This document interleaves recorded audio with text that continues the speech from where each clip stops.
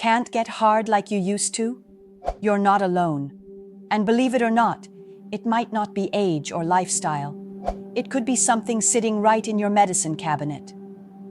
Today, we're exposing 3 common medications that quietly destroy blood flow, testosterone levels, and nerve sensitivity, and most men have no idea. Even worse, these are drugs doctors hand out like candy. But don't worry, there are safer alternatives, and we'll show you what to do instead.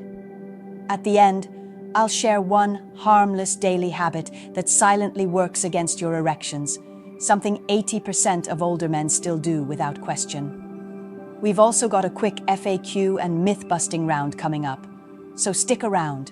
Let's get you stronger, harder, and healthier, starting now. High blood pressure meds, especially beta blockers and diuretics, are essential for some men, but they come with a heavy price for your performance. How it works. These drugs reduce the force of blood flow by relaxing your heart and widening blood vessels. That's great for your heart, but terrible for your erections, which rely on strong blood flow to the penis. What to avoid? Watch out for medications like atenolol, metoprolol, beta blockers, and hydrochlorothiazide, a common diuretic. These can numb sensation, reduce libido, and make achieving or maintaining an erection nearly impossible. What to do instead? Talk to your doctor about switching to ACE inhibitors or ARBs, which tend to have fewer sexual side effects. Also, consider natural lifestyle changes that can lower blood pressure, like increasing potassium-rich foods and reducing sodium. Consequences if ignored. Long-term use without adjustment can lead to chronic erectile dysfunction, lower testosterone, and emotional distress. Why it matters. Your penis is a blood vessel. If the meds kill flow, you lose function. Simple as that. Depression is real, and it deserves proper care. But selective serotonin reuptake inhibitors, SSRIs, like sertraline, fluoxetine, or paroxetine, are well known for one ugly side effect: sexual numbness. How it works. These meds increase serotonin to lift mood, but serotonin can suppress dopamine, a key hormone in arousal and pleasure. The result? You may feel emotionally better, but physically disconnected. What to avoid?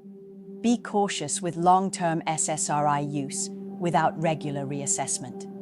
If you're experiencing delayed ejaculation, loss of libido, or inability to climax, your medication could be the root cause. What to do instead? Ask your physician about switching to bupropion or newer antidepressants with fewer sexual side effects. Therapy and natural dopamine boosters like exercise and sunlight also help. Consequences if ignored. You risk long-term sexual dysfunction, even if the medication is discontinued later. This is known as PSSD, post-SSRI sexual dysfunction. Why it matters. Mental health and sexual health are connected. You shouldn't have to choose one over the other. Let's pause here for something that's not just medical, it's personal. If you're watching this, chances are something inside you knows you deserve better. You're tired of the silent frustration, the guessing game in the bedroom, and the way it chips away at your confidence. But here's the truth. Struggling with erections does not mean you're weak, broken, or less of a man. You're not failing. Your body is just responding to years of medications, stress, and aging without the right support. And guess what? Most men go their whole lives without ever questioning it. But you are different. You're here. You're learning. And that makes you powerful. The fact that you've made it this far in the video already puts you ahead of the curve, because most men either suffer in silence or rely on quick fixes that never address the root cause. And I want you to remember this. Age doesn't define your masculinity. Strength after 50 doesn't mean having the body of a 25-year-old. It means knowing your body better, treating it with respect, and taking control of your health with wisdom and maturity. Whether you've had one rough night or you haven't felt like yourself in years, don't give up. Your erections aren't just about sex. They're a reflection of your blood flow, your hormone health, your sleep, and your stress. When those are dialed in, the performance follows naturally. So give yourself credit. You're taking the first steps. You're not chasing youth. You're building something stronger, a version of you that leads with knowledge, power, and quiet confidence. Let's keep going. Those little blue or white pills you pop at night to sleep, they might be stealing your nighttime and morning erections without you even knowing. How it works: medications like diphenhydramine, Benadryl, or Zolpidem, Ambien, slow down brain activity, but also reduce REM sleep. And REM sleep is when men naturally experience erections, which maintain penile tissue health. What to avoid: regular or long-term use of antihistamine-based or sedative sleep meds, especially in higher doses or without supervision. What to do instead: try natural sleep enhancers like magnesium, melatonin, or cognitive behavioral therapy for insomnia. Creating a regular sleep schedule and cutting caffeine can work wonders too. Consequences if ignored: you could lose spontaneous erections, morning wood, and over time, develop physical atrophy in penile tissue. Yes, it can actually shrink. Why it matters: sleep isn't just rest, it's recovery. And your erections rely on that recovery cycle more than you think. Trying to save your hair? You might be trading it for your sex life. How it works: finasteride, Propecia, and dutasteride block DHT, a form of testosterone that contributes to both hair loss and male sexual function. Less DHT, less libido, lower sensitivity, and weaker erections. What to avoid: long-term use of DHT blockers without monitoring. Many men report post-finasteride syndrome, with lasting sexual side effects even after stopping the drug.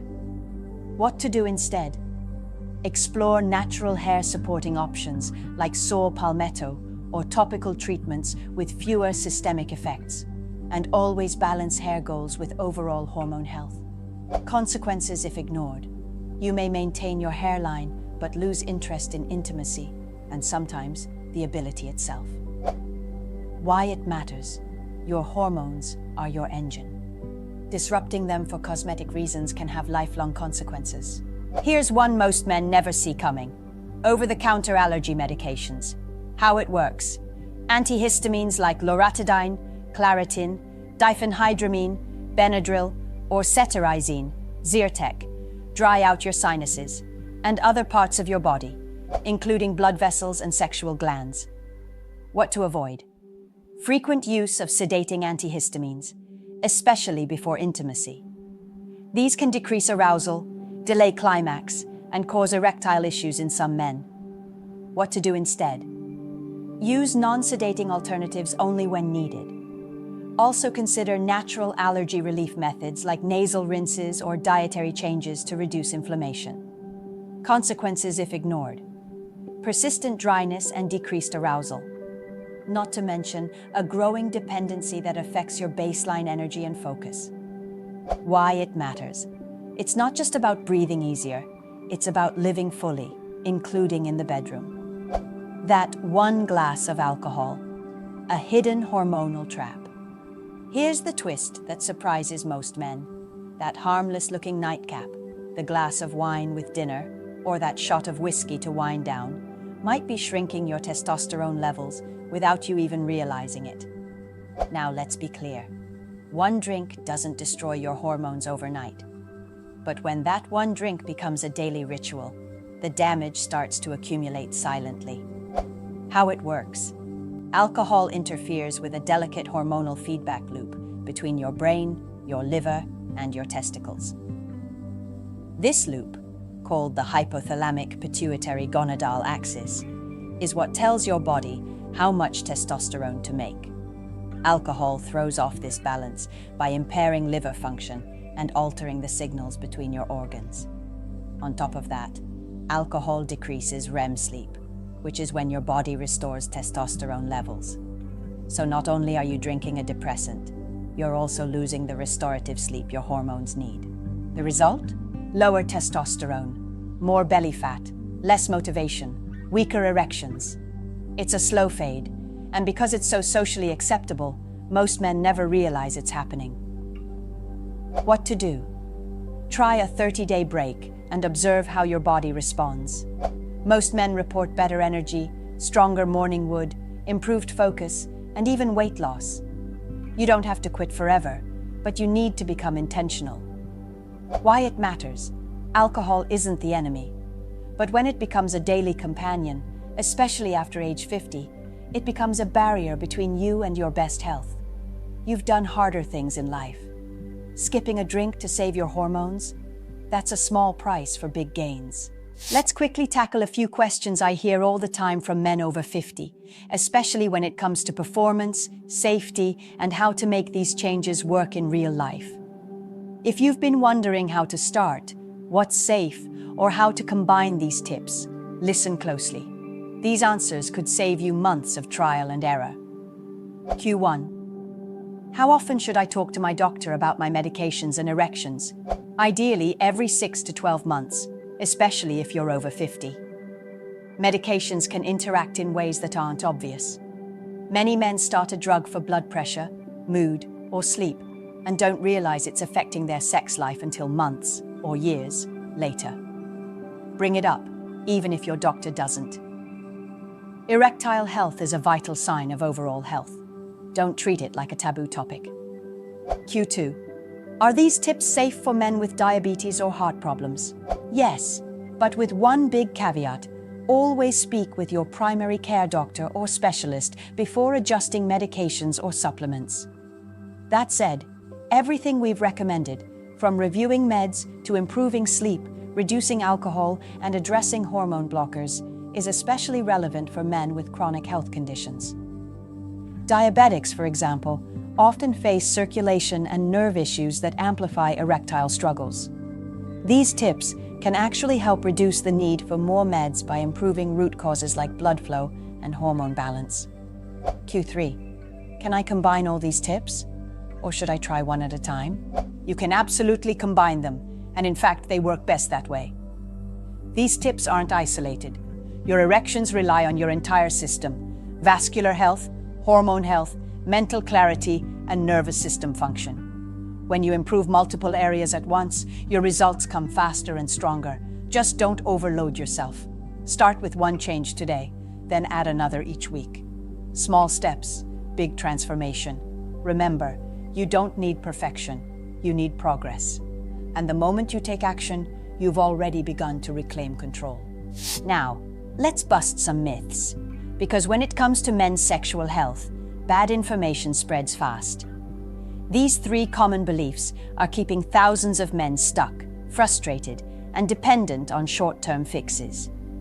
Let's separate the fear from the facts and give you the real truth backed by science and clinical experience. Myth number 1. Erections fade naturally with age. Fact. Erections fade due to poor blood flow, low testosterone, and medication side effects, not just aging. Plenty of men in their 60s and 70s enjoy strong, healthy sex lives. Age can affect your response time and recovery, sure, but it's not the cause of dysfunction by itself. The real culprits are habits, diet, sleep, alcohol, medications, and stress. Fix those, and your performance can absolutely improve. Myth number 2. Masturbation ruins your testosterone levels. Fact. This is one of the most persistent myths in men's health. The truth? Masturbation, when done in moderation and not compulsively, has minimal impact on your testosterone. What matters more is your overall lifestyle. Chronic stress, poor sleep, sugar, and alcohol are far worse for your hormones. If masturbation is used to avoid real connection or done compulsively, it may affect your psychology, but not your hormone levels in isolation. Myth number 3. Only pills like Viagra or Cialis can fix ED. Fact. Pills help, but they're not a cure. Erectile dysfunction is a symptom of an underlying issue.